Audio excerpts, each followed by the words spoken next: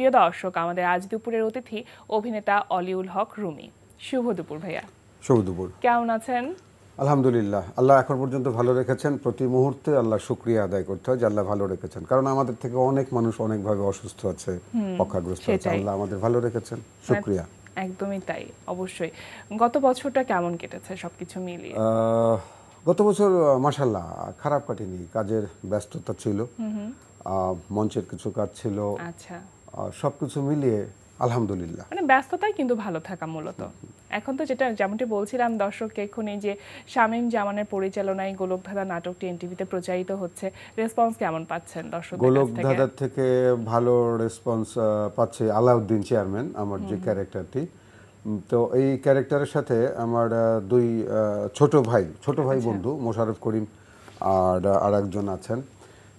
তো ওরা যেটা গ্রামে হয় আর কি, একটু বিপদে ফেলার জন্য, একটু টাকা পয়সা আমার কাছ থেকে হাতিয়ে নেওয়ার জন্য, বিকজ আমি চেয়ারম্যান হয়ে গেছি।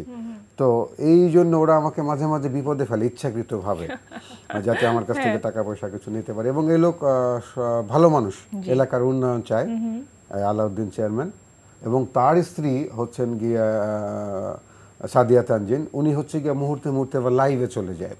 তো এ নিয়ে চেয়ারম্যানও বিপদে পড়ে মাঝে মাঝে, হয়তো কিছু একটা কাজ করতে পারছে না, কিন্তু বউ তো লাইভে চলে গেছে, পাবলিক যে জানতো না সেও জেনে যায়, এরকম কিছু ঘটনা। আর যেহেতু মোশাররফ আছে, এটার সাথে শামীম জামান, দুজন মিলিয়ে একটি ভালো কাজ হচ্ছে। আমি এনটিভির কাজ বলে বলছি না, অনেকগুলি কাজ হচ্ছে, তার মধ্যে গোলকধাঁধা কাজটি আল্লাহর রহমতে রেসপন্স ভালো পাচ্ছি।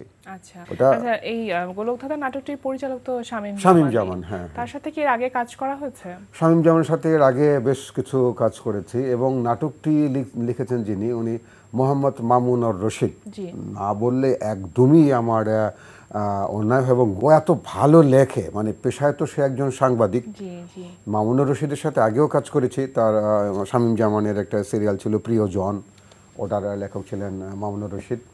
তো গোলকধাঁধা উনি লিখেছেন, বা উনি যে উদ্ধৃতিগুলি বিভিন্ন জায়গা থেকে নিয়ে আসেন, আমি মাঝে মাঝে আসলে ওনাকে ফোন করি যে মামুন, এই জায়গাটা আসলে কোত্থেকে এইটা। তো আবার বলে যে ভাইয়া রেসপন্স, মানে উদাহরণগুলি আমি অমুক অমুক জায়গা থেকে এনেছি। একজন নাট্যকার উনি যদি না পড়েন, উনি যদি না জানেন, তাহলে উনি লিখবেন কি করে? একদম। এবং ওনার লেখনীতে আমি অনেক চমৎকারভাবে লেখেন উনি, যার প্রমাণ হচ্ছে কি আমাদের এই গোলকধাঁধা। আচ্ছা, তো দুটি নাটকের কথা তো শুনছিলাম, এটা ছাড়া আর অন্যান্য কোন কোন নাটকের সাথে যুক্ত? অনেকগুলো নাটক যাচ্ছে আসলে, মানে এতগুলো নাম মনে রাখাও কষ্ট হয়ে যায় মনে হয়। না, অটোমেটিক বিকাশ করতে সেট করুন অটোপে। বিকাশ থাকলে আর কি লাগে? মনে থাকে না যে তা না, মনে না থাকলে তো হবেও না। এটা আর টিভিতেই যায়, বেশ কিছু নাটক যায়।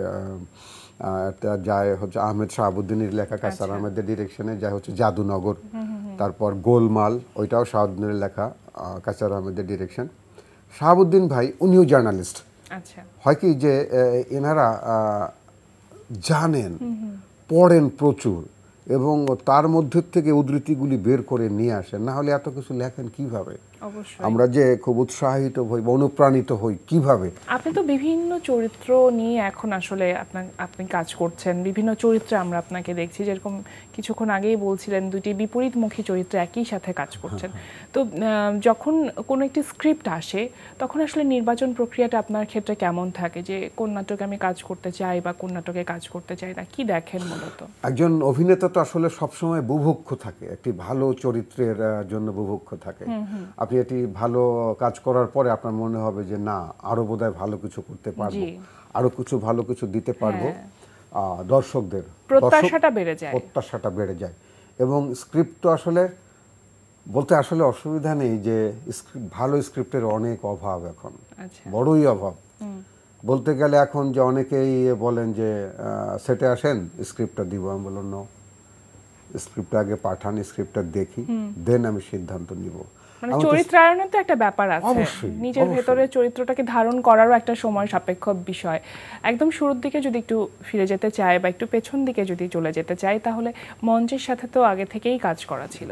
মঞ্চ থেকে টেলিভিশনের মধ্যে কিভাবে আসা হলো? আমার গুরু আব্দুল্লাহ আল মামুন, উনি পৃথিবীতে নেই।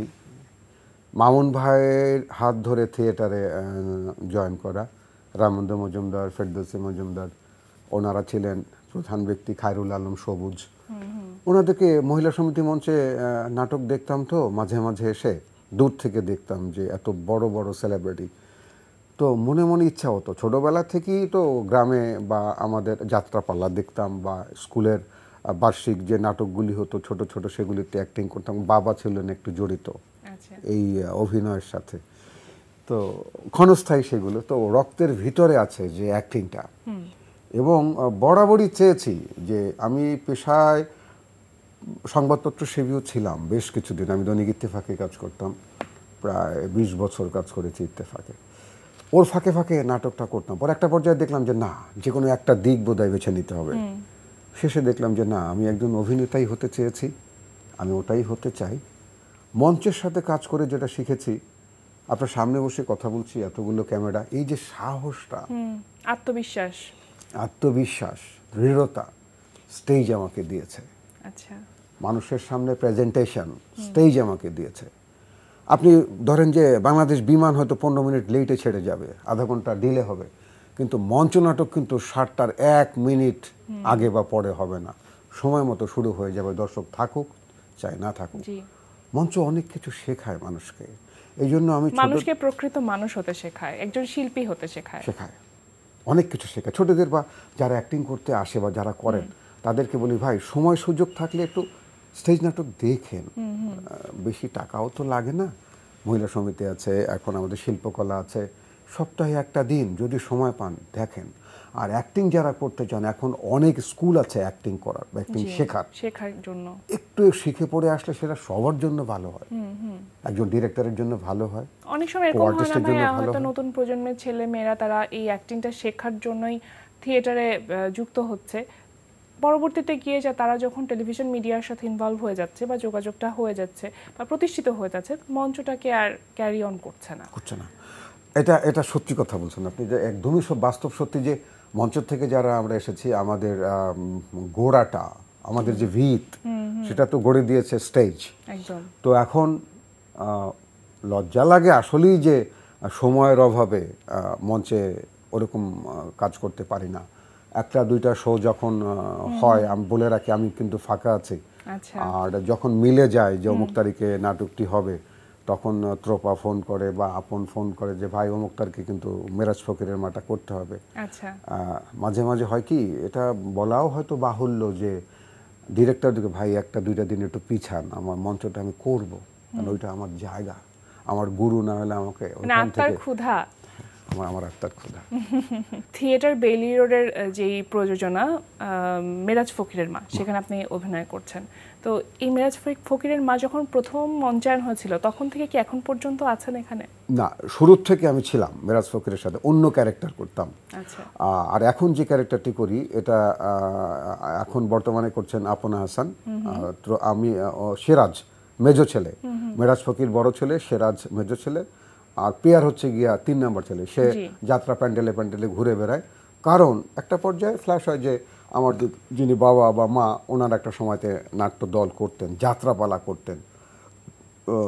হয়তো তারা গ্রামে চলে আসার পরে ওই তারা আর ওগুলি করেন না, কিন্তু ভিতরে অভিনয়ের বীজটা রয়ে গেছে আমাদের 3 নম্বর ভাইটার।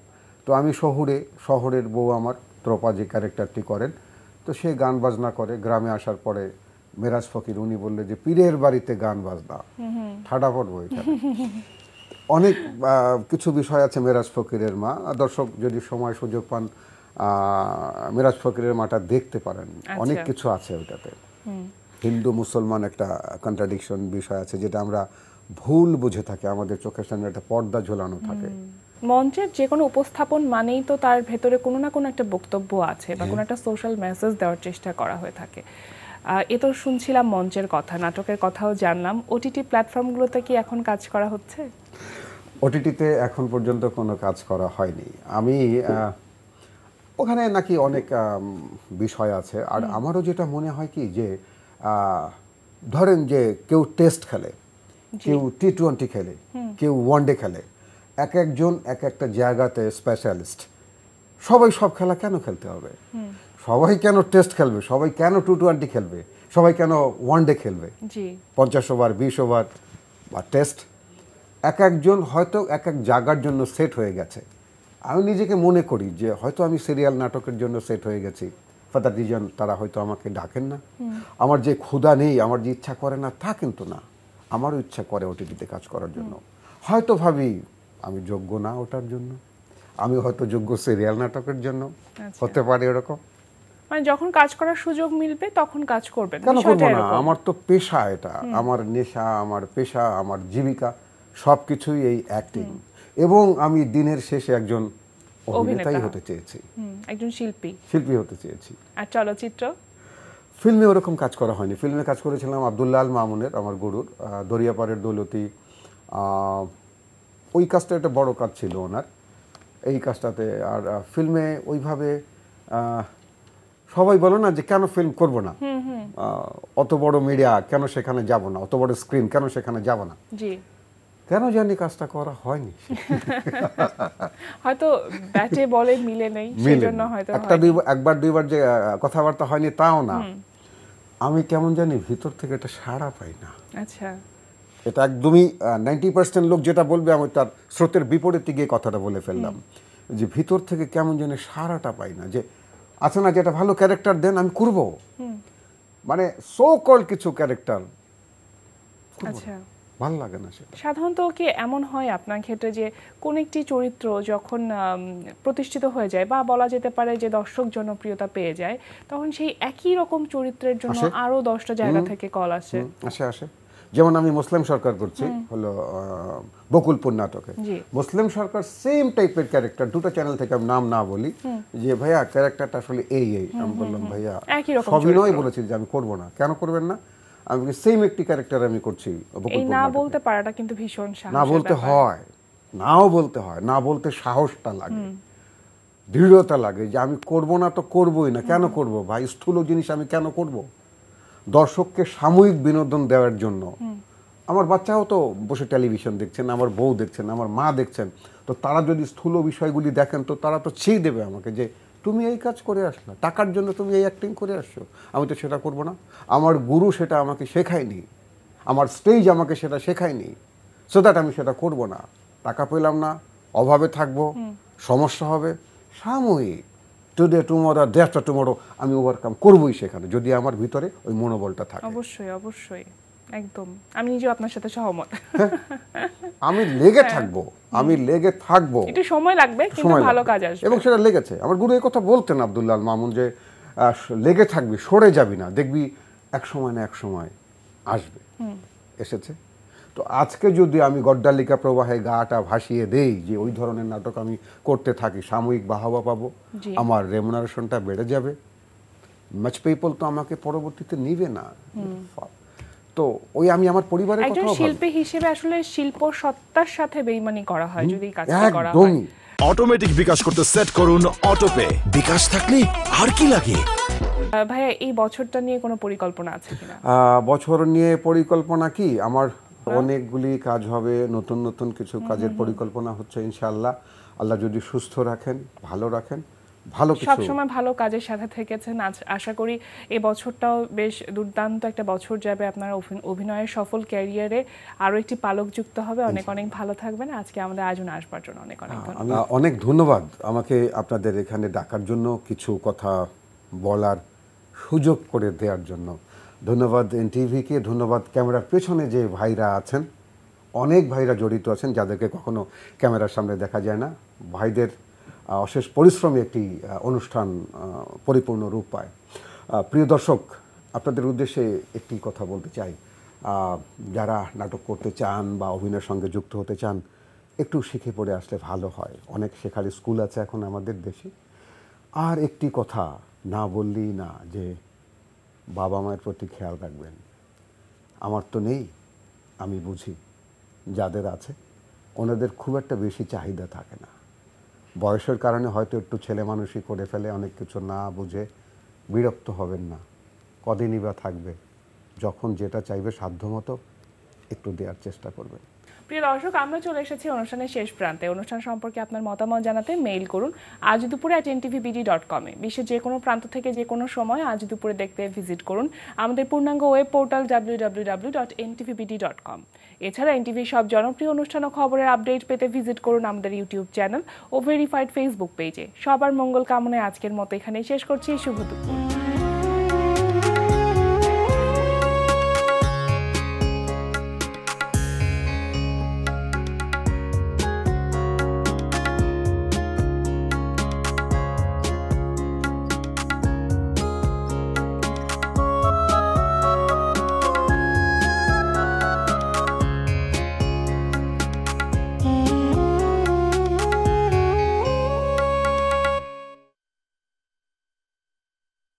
অটোমেটিক বিকাশ করতে সেট করুন অটোপে। বিকাশ থাকলে আর কি লাগে।